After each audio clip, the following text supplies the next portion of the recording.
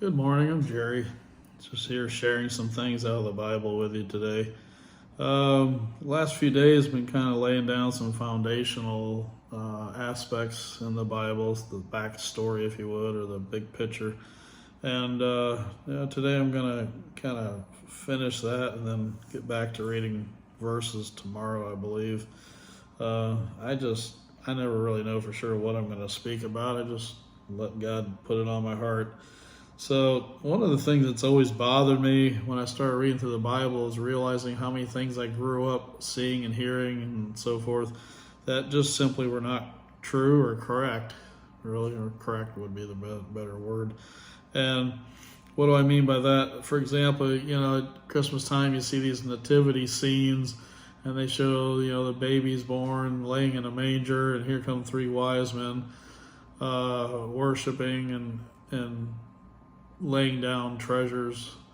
And there's some truth there, but there's a lot of non-truths there. And what I mean by that, we'll see here shortly, that when the wise men showed up, Jesus was under 2 years old, but Jesus was a young child, was not a baby. And it's just little things like that our world gets so goofed up that makes you sit there and scratch your head.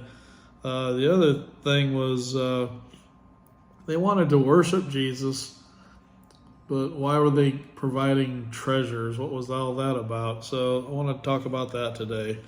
Some of this I'm going to just paraphrase, and some I'm going to read.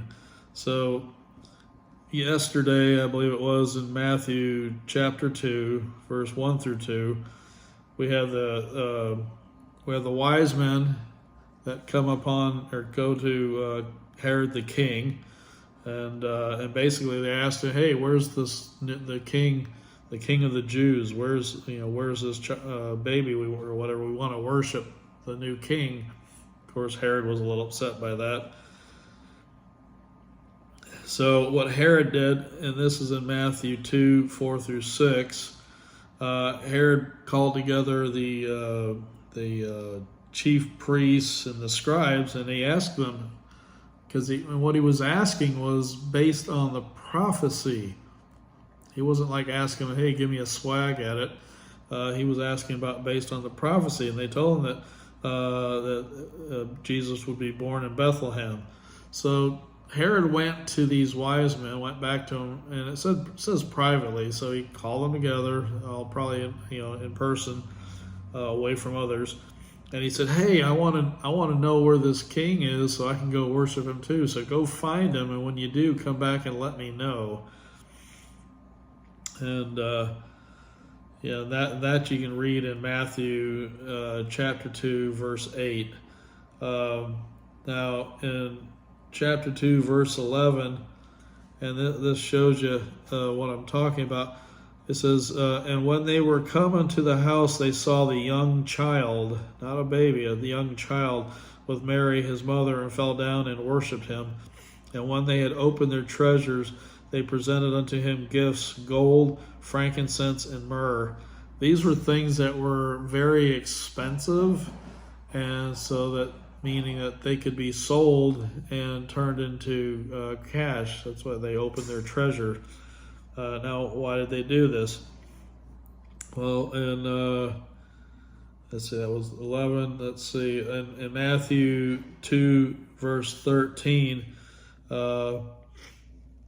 Joseph had a dream. The angel of the Lord spoke to him and said, "Flee, take the child and the mother and flee into Egypt."